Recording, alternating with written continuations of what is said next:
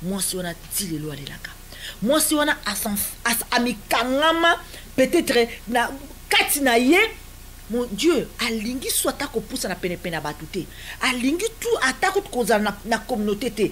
Alingi attaque ko l'église te. Alingi attaque ko s'entretenir na ba pasteur te. Alingi attaque ko fongola mon côté abeta tali solo na epa ya mosala nzambe.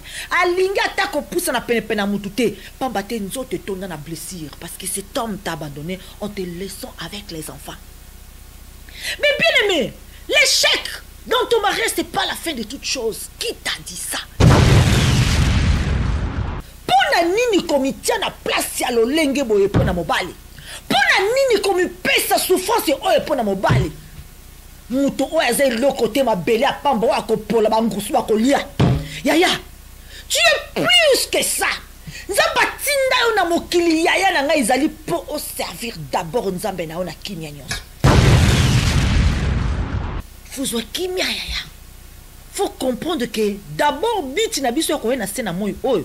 Ezara libalate. Ezala libalate ya. Nzamba lobi luko libo surtout luka bokonze likolo. Cherchez d'abord le royaume de Dieu.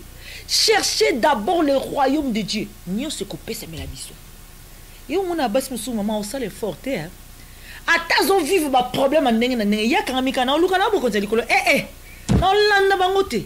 Nzela nga kaka nazuluka ka elu nyanzambe bokonza likolo salinga mabe nazongisilo bolabo bokonza likolo yemo konzambe tanga zotala mwana oya azoluka d'abord bokonza likolo amoni mungu nazo ningisa libala na yemo konzambe na malemba ye ta satan mbata double patte aboaki na lifola zongisi kuna mwana nzamba zukimi. Parce que pendant que nous on s'occupe dans la maison de Dieu, on s'occupe des affaires de Dieu, les seigneurs aussi s'occupent de nos affaires. Pendant que nous sommes concentrés dans ce que le travail que le Seigneur nous a donné, les seigneurs s'occupent aussi de nos familles. Pendant que nous on s'occupe des choses de Dieu, les seigneurs aussi s'occupent de nos problèmes. Cherchez d'abord le royaume. Nyo Suzuluka et Kopé Semelayo.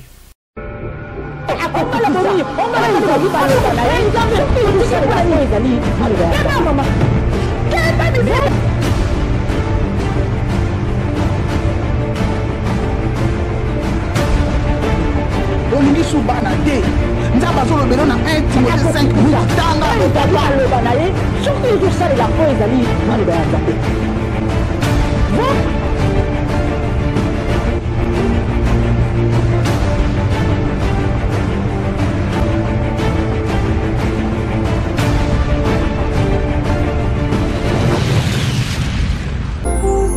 wow.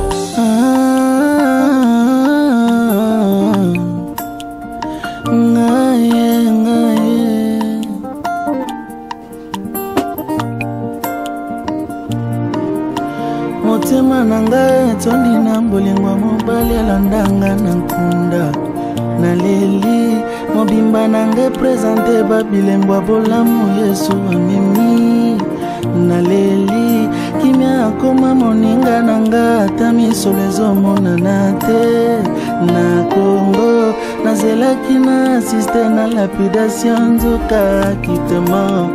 Oh surpris, Jésus m'a surpris, agréablement surpris. Jésus m'a surpris, azaboli moi motema nangai, alongoli soni nangai, yema nangai,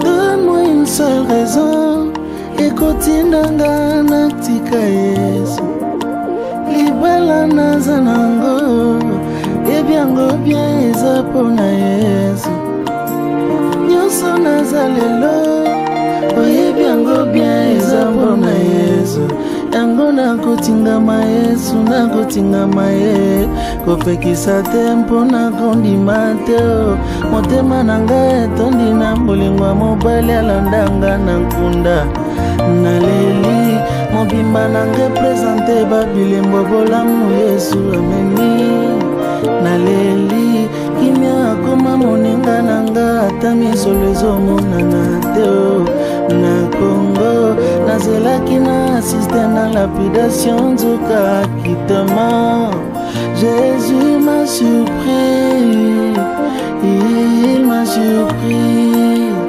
agréablement surpris. Jésus m'a surpris, azaboli moi motema nangai, alongoli soni nangai, yemanangai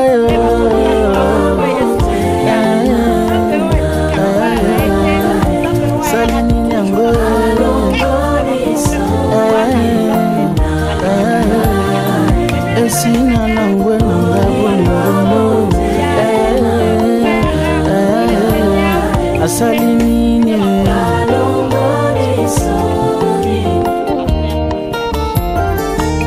Lorsque j'ai prié, tu m'as exaucé. Lorsque j'ai demandé, tu m'as donné. Et maintenant c'est à moi de te chanter.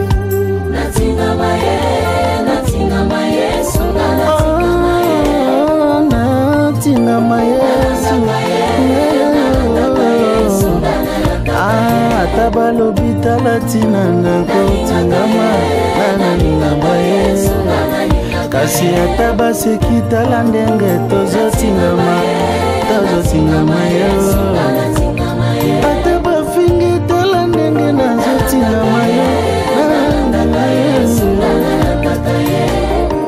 Wow.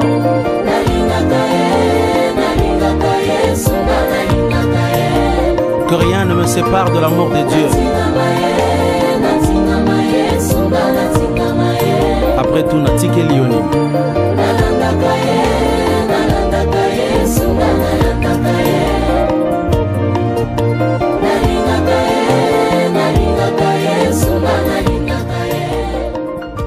Dieu, shalom les enfants de Dieu partout dans le monde, vous qui nous suivez à partir de Chemin de l'Éternel, la télévision chrétienne en Suisse. Merci pour votre fidélité. Merci surtout chaque vendredi connecté pour notre maman Mimicha da Silva affaire mariage.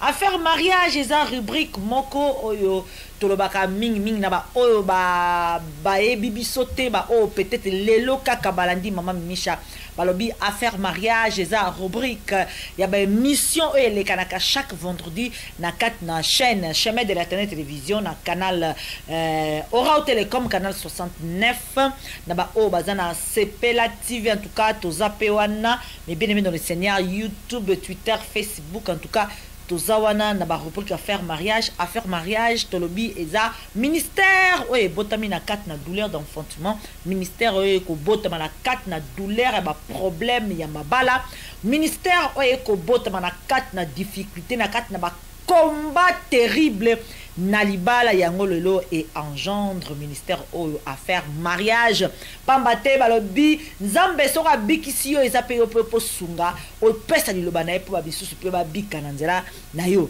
ya solo wana sauver pour sauver tolobara yango mais bien aimé dans le Seigneur tango zuma loba na nzambe o comprendre o longi o bien o comprendre que chemin o ngana côté za chemin à victoire alors que ndepe ko zwa ba oya yo ba oyo ba yo o bazako souffrir ba oyo pe ba kutami na kata ba difficulté wana kanga bango na loboko simba bango makasi lakisa bango nzela ya victoire pote bokuka en tout cas ensemble kolonga nyonso oye la rabiso na kati na mabota. Mais bien aimé dans le Seigneur, mais bien aimé dans le Seigneur, femme avance, femme avance, femme avance avec le Seigneur. Mais bien aimé dans le Seigneur, aujourd'hui, j'aimerais encourager une femme. Aujourd'hui, c'est vraiment pas les hommes que je suis en train de parler ce soir, mais les femmes surtout. J'aimerais encourager une femme, j'aimerais encourager toi, ma sœur, que tu me regardes. J'aimerais t'encourager, j'aimerais te dire une parole. J'aimerais tout simplement te fortifier. J'aimerais tout simplement te dire, femme, avance, avance, avance, avance devant Dieu, avance dans ton chemin, avance avec Christ, avance dans le chemin de victoire, avance dans le chemin de la vie. Mais bien aimé dans le Seigneur, lelo na ye en tout cas par rapport à mi tuna moi mingi na zwa ki semaine oyo moi ba coup de filet les kala ki moi ya belé ya basi oyo baza ba divorcé ya basi oyo baza na kati na procédure ya divorce ba misu baza séparé ba misu pe ba mibali ba kenda batika bango ba éviter statut na ye so ezali séparé divorcé pour mobala akenda na ye sans pe sa suite. Mais bien aimé dans le Seigneur, il y a tellement beaucoup des appels que j'ai reçus, beaucoup de questions. Aujourd'hui, j'aimerais, à la lumière de la parole de Dieu, pouvoir répondre, pouvoir fortifier, pouvoir dire à une femme, sois tranquille là où tu es. Sois tranquille là où tu es. Avance tout simplement avec Christ. La destruction dans ton mariage, ce n'est pas la fin de toute chose. L'échec dans ton mariage, ce n'est pas la fin de toute chose. Femme, avance. L'échec dans ton mariage, ce n'est pas la fin de toute chose. Femme, avance. Mais bien dans le Seigneur, j'aimerais encourager quelqu'un. Maman, balobaka mingi tolobaka maman, tango ozu l'échec. L'échec wana ekoki kobotisa au sentiment ya kobanga, la peur. L'échec wana mais bien aimé dans le Seigneur, mingi peut-être aujourd'hui, tamususu ba komi pene ya porte ya ko vivre l'échec na libala. Pene ya ko signer divorce, pene ya ko signer séparation. Mais tant ozomona séparation ou azomona ah mon Dieu, eza l'échec. Na longue loko eza l'échec. Mobala boinga nazu l'échec. Mobala ki a quitté nazu mosi mususu nazu l'échec. Mobala abandonné ngai amoni mosi mususu aza mie ke ngai nazu l'échec. Ah mon Dieu, mon mari il vient devant moi et me demande la séparation officielle ou plus tard même divorce nazu l'échec. Alors l'échec oyo peut-être mususu non va vivre en côté mais basé la carte na peur ya ko vivre l'échec. Oh mais j'aimerais dire une chose à quelqu'un maman. Je vais te dire une chose très capitale. Bible c'était l'apôtre Paul azolobela ba marié, azolobela non marié. Mais bien aimé dans le Seigneur, apôtre Paul aza clair na kati ma komi. Maintenant on singa avant non ba nolobela apôtre Paul réalisation boakela biso na verset biblique oyo totanga yango apôtre kote na matière. Je lis la parole de Dieu dans le livre de 1 Corinthiens 7 12 à 17. Aux autres, ce n'est pas le Seigneur, c'est moi qui dis. Si un frère a une femme non croyante et qu'elle soit d'accord d'habiter avec lui, qu'il ne se divorcie pas d'elle. Et si une femme a un mari non croyant et qu'il soit d'accord d'habiter avec elle, qu'elle ne se divorcie pas de son mari. En fait, le mari non croyant bénéficie de la sainteté de sa femme et la femme non croyante bénéficie de la sainteté de son mari. Autrement, vos enfants ne seront pas purs, alors qu'en réalité, ils sont saints. Si les non-croyants veulent se séparer, qu'ils le fassent. Le frère ou la sœur n'est pas lié dans un tel cas. Dieu nous a appelés à vivre en paix. En fait, comment peux-tu savoir, femme, si tu sauveras ton mari? Ou comment peux-tu savoir, mari, si tu sauveras ta femme? Pareil, que chacun vive selon la part que le Seigneur lui a attribuée, selon l'appel qu'il a reçu de Dieu. C'est ce que je prescris dans toutes les églises. Mais bien aimé dans le Seigneur, apôtre Paul donne des conseils par rapport au mariage, par rapport aux mariés, par rapport aux célibataires. Mais bien aimé dans le Seigneur, tu continues quand il y a marié. Apôtre Paul a l'obini na 4 na verset autotukotanga. Apôtre Paul a l'obi que moi si oyo asambelaka, ce qui andimi à s'engager na mobile ou asambelaka te, est-ce possible?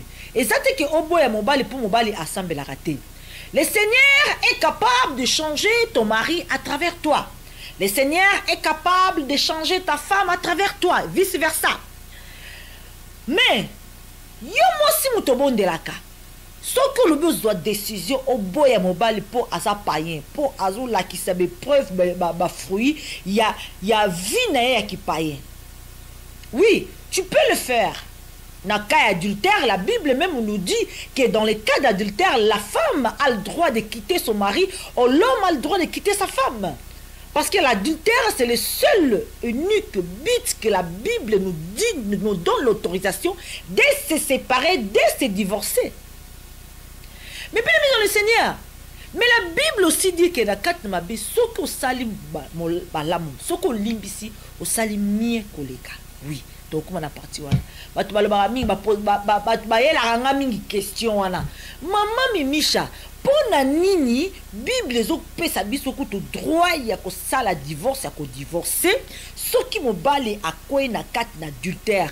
Ya yo mobali akoye ata soki combien de fois to tanga ngo to susuté. Mais yo zaka kawana. Est-ce que tanga Bible ngo pété na parti wana? Oui ma bien-aimée dans le Seigneur na tanga ngo makasi. D'ailleurs, c'est à travers cette parole que je trouve la force de pardonner mon mari. Et j'aimerais aussi te dire une chose. C'est pas par toi-même, mais c'est à travers la parole de Dieu. C'est par la conviction de la parole de Dieu. Par la présence de Jésus-Christ en toi. C'est ça que peut ça comme kasi ko limbisa. Parce que mes bien-aimés dans le Seigneur, si j'ai la force de pardonner. Parce que à un côté de la Bible, le Seigneur nous parle.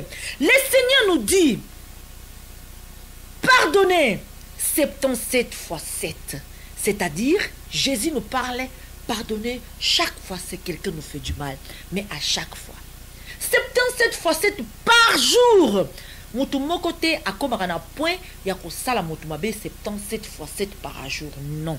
C'est-à-dire que c'est un langage de Christ. Que tout simplement que ce qui m'a dit, chaque fois.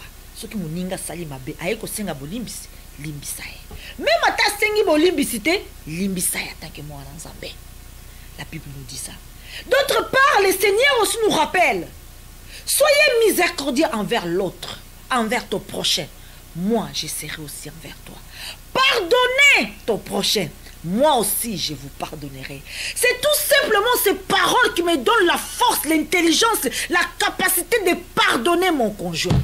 C'est tout simplement en réfléchissant que moi aussi, je suis un pécheur, j'ai besoin de pardon de Dieu, j'ai besoin que le Seigneur me pardonne car je pêche chaque jour. Alors quand j'arrive à ce point, je pardonne. Je pardonne mon mari parce que j'ai besoin que le Seigneur me pardonne. Je pardonne mon mari car j'aimerais bien être miséricordieux envers mon mari. Mais bien aimé dans le Seigneur, n'oublie pas. Ndengo zo mesurer ba ninga ndenge pe ba ko mesurer yo. Olinga akolimbisa te, nzambe pe na likolo akolimbisa yo te. Oza miséricordieux te na ba ninga nzambe pe akozala epai na yo te me bien-aimé. Nyonso oto salaka na se na moi oyo. Le Seigneur azongiselaka biso epai na ye moko. C'est-à-dire ningi oza na ba ninga ndenge pe nzambe akozala na yo. C'est vrai, nous péchons. Tout ça ba tuna masumu to koya katango nyonso. Na ba parole, na ma tongi, na ma kanisi, na ba art. Mais tant on y en tant que chrétien, tu as espérer pardon à Nzambe. Chaque jour, tu sais à Nzambe pardon. Combien de fois nous péchons par jour? Combien de fois nous péchons, yaya? Si ton regard, ozoi baka kotala lisuma muninga yaya, oya yomoko zoko mitala te, yeba ete regard na o fixé vers l'autre.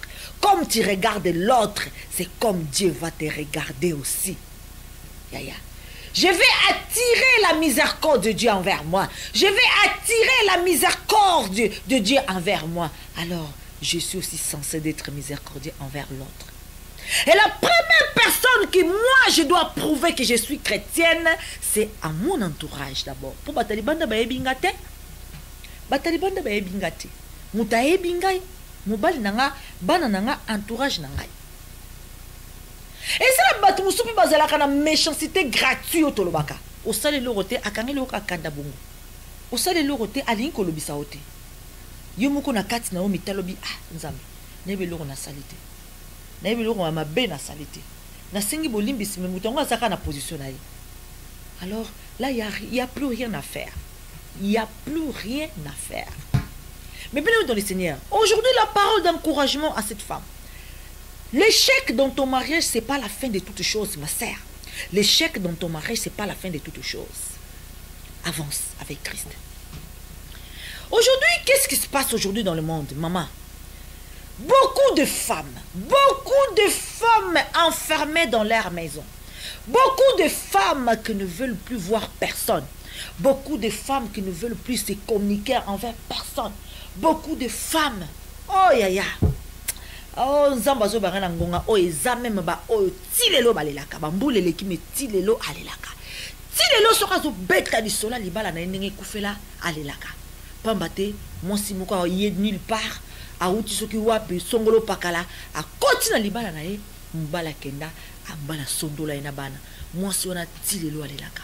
Monsi wana amikangama. Peut-être na kati na ye. Mon Dieu, alingi soit ako poussa na pene batute. Alingi tout atako koza na communauté te. Alingi atako kende église te. Alingi atako ko s'entretenir na ba pasteur te. Alingi atako fongola monoko te abeta tali solo na epa ya mosala nzambe. Alingi atako poussa na pene mutute. Pamba te nzote tonda na blessure parce que cet homme t'a abandonné en te laissant avec les enfants. Mais bien aimé, l'échec dans ton mariage c'est pas la fin de toute chose. Qui t'a dit ça? Qui t'a dit ça? Pourquoi tu te mets dans tous ces états à cause d'un homme? Je dis toujours, personne. Un homme ne mérite jamais les larmes d'une femme. Non. Non, ma sœur, non, non, non. Maman, mingi lelo ba kutana na ba prison ya bango moko ya nzoto na bango moko. Pas les qui a mis kangami na prison. Pas les qui a mis kangami. Vina e moko yaya. Ils ont réfléchi sur beauté mon côté. Azana tan li sou tami sala ki mo mwasi. Azana tan li sou tami tala na miroir tia moi rouge à lèvres tia moi crayon. Azana tan ou kutu sou ta akena ta na place publique. Soit na église, soit na ba fête, soit na ba matanga. Banda zo l'échec kangama na kati ndako na ye. Banda mobala tika akenda na likango ya ami bloka na kati na mbeto na ye. Na kati a coin na ye. Pour une humiliation. Pour une humiliation. Pour une so na bimise le ngana voix publique batu tout ba ko tianga musapi. Parce que soki batu ba moninga batu ba ko seka ngai. Parce que soki batu ba ko lobela lisolo na ngai. Ah lisolo na ngai vomi kutu ko na batu mananga pour batu ba beta lisolo na ngai te. Pour ana ko kokate soneleki. Ah non non non, je peux pas. Yaya. Pour na nini komitia na place ya lolenge boye pour na mobali.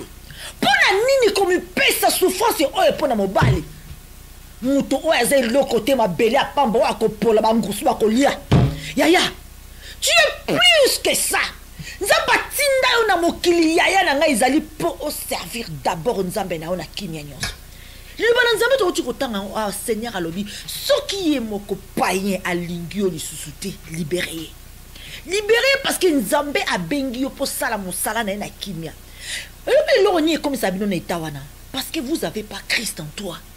Bozana nzambe te limbi sangana zala direct bongo nzamba zate parce que mingi so lobine yaya ozo vivre makambo po nzamba zakati na otasiliki ngana yebi nzambe yozo kaisa nini ka yo nemu to yebi nzambe ngana yebi nzambe liboso na yo yaya koyeba nzambe za maloba te koyeba nzambe za ba acte za fruit nini ozo la kitamuta tanga koyebi nzambe nzambe to mona kenda ba acte nzambe to mona kenda ba longue prière te nzambe to mona kenda ba retraite te nzambe to mona kita tous les jours na église te nzambe to mona ka attitude de mwana na nzambe devant un problème place to mona ka nzambe na ye. Oh Jésus de Nazareth maman yo mtozo la ndanga na butolelo et c'est na bato ba viva situation oh yo zo vivre et c'est na bato ba viva yango ya pire kutu koleka mais bato wana ba bima pour bible so rien n'est impossible à Dieu bato wana ba longa Batouana peut-être balonga na sens c'était qu'il y a raison ça mobile na libala mais vina bango et aboutir na réussite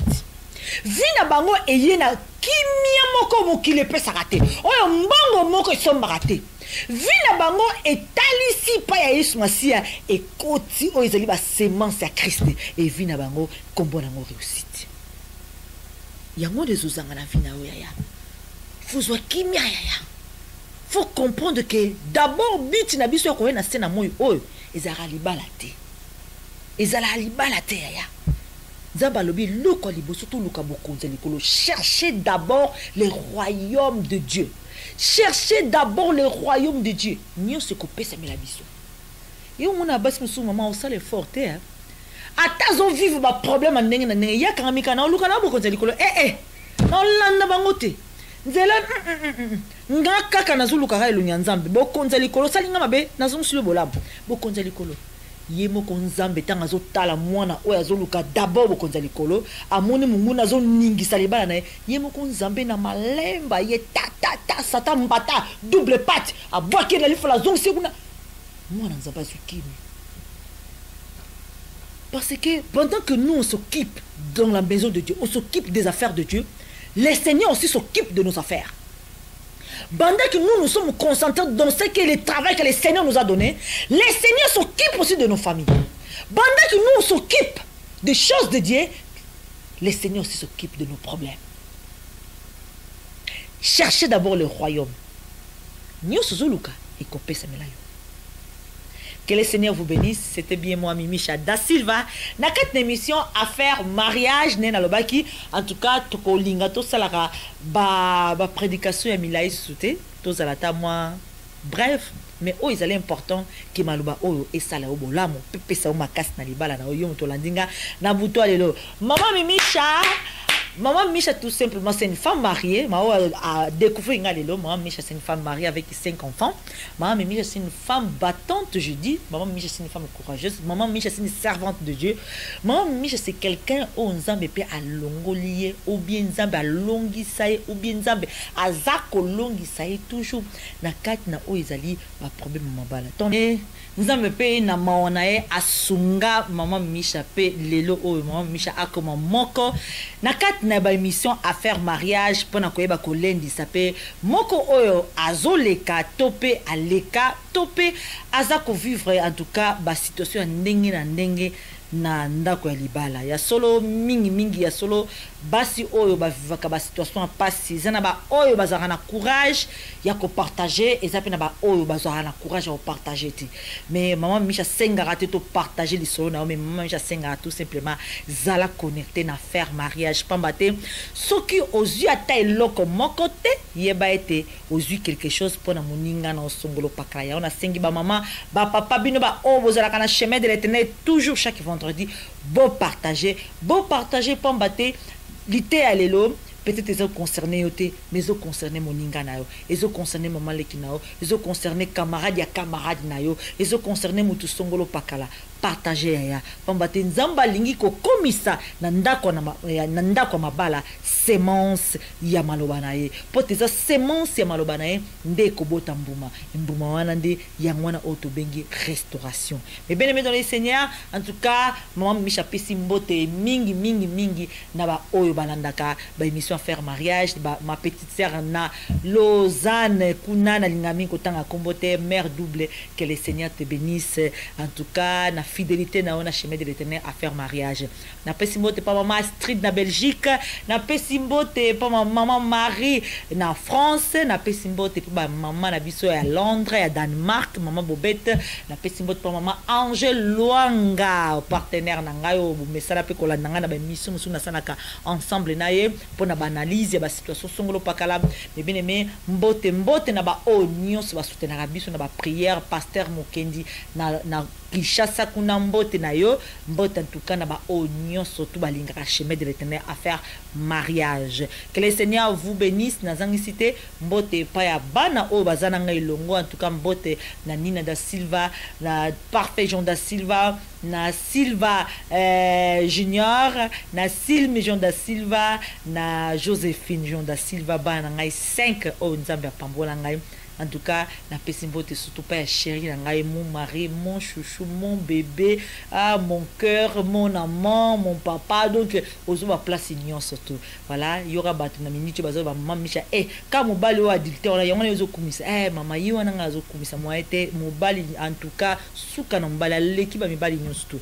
Donc faut kumisa ya, faut kumisa papa azabongo azabongo. Pambate o diable laksanga ngai, o mukile laksanga ngai, o diable diable lingara ngana croire mais ngana ndimelaka o te ngana lingara nandimelaka o e batami na sima nandimelaka o eza caché nandimaka o nzambe azolakisa tant pour na identité na ye eza te o diable azolakisa nga. Nous sommes femmes de foi yaya biso toza la femme de foi, on ramène l'existence des choses qui n'existent pas par la foi. Que le Seigneur te bénisse mon chéri, mon amour en tout cas pour na soutien. Que le Seigneur te bénisse. Voilà, que le Seigneur vraiment puisse te rencontrer et que le Seigneur puisse accomplir son œuvre dans ta vie. Ésaïe 53. Que le Seigneur vous bénisse. Vous méritez bisous. La minute où vous ba quoi yo basani. Mbadi. Botika biso bandeko. Touti musika. Voilà mes bien-aimés dans le Seigneur, na komi na suka. Que le Seigneur vous bénisse. Sala kanisa proclamer oyo lingi ekomela yo pe ekokomela yo pamba te sana bate bele yaya vanda ka bongo misuka na mabala bato. Entre temps aux jeunes tu peux trouver un mari pour toi, tu peux trouver au nzambe abongisa pona yo, mais tant que vous avez distraction, tant que vous avez monde, tant que vous avez bali kama moi o kutana na oya yo ezate oya yo alinga pousa na boye mutu mswaza oya yo alinga pousa na boye ma on mari moraza donc place na ye tout le temps aux autres occupés. Moi, il y a qu'on vend dans la place, donc on a des amateurs, il y a prochaine fois, tant on va vous permettre. Que le Seigneur vous bénisse, ces amis qui vont Mimicha da Silva à faire mariage. Merci Nabao Balingangai, merci Ming Nabao Balingangate, merci Mingala Lingibino, que le Seigneur vous bénisse. Bon, Nalina Souksa, mais Mamisha Linga Obina, tout Souksa na Obina. Nzembo, réalisation, bon que la vision Nzembo.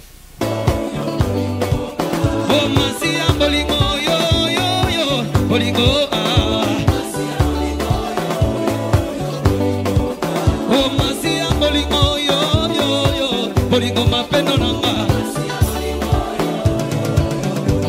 oh yebisa bango makambo echanja talasi na le bango Zambe asalio Samba silowe alokotaka biloko ezangitina azopambola batwe alokota bikomba lelo babota mapasa ye azona ye bitula lelo bakoma